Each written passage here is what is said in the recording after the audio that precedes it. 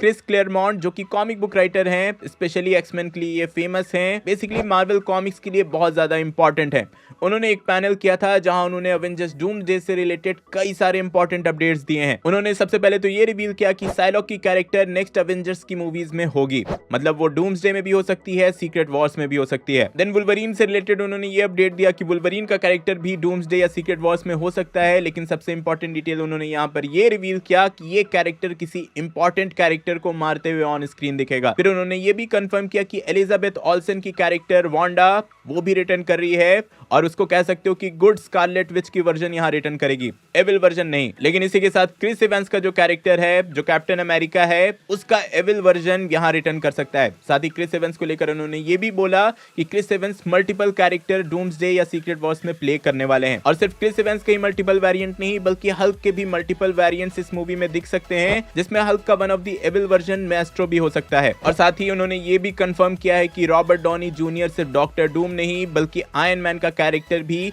Avengers doomsday में play करने वाले हैं। तो हाँ, उन्होंने कई सारे इंपॉर्टेंट डिटेल्स तो शेयर किए हैं अवेंजर्स डूम्सडे और सीक्रेट वॉर्स से, लेकिन मैं आपको इतना बता दूं कि क्रिस क्लेयरमॉन्ट डायरेक्टली इन मूवीज पे काम नहीं कर रहे हैं, लेकिन हाँ, उनके जो कनेक्शंस हैं, उनका जो टच है मार्वल स्टूडियोज के बड़े बड़े लोगों से है। तो हाँ, इनमें से कई इंफॉर्मेशन सही हो सकता है क्योंकि उनका कनेक्शन स्ट्रांग है। पर हाँ, मैं फिर भी बता दूं कि ये ऑफिशियल अपडेट्स नहीं है, ये बस रूमर्स हैं, रिपोर्ट्स हैं, लेकिन स्ट्रांग सोर्सेस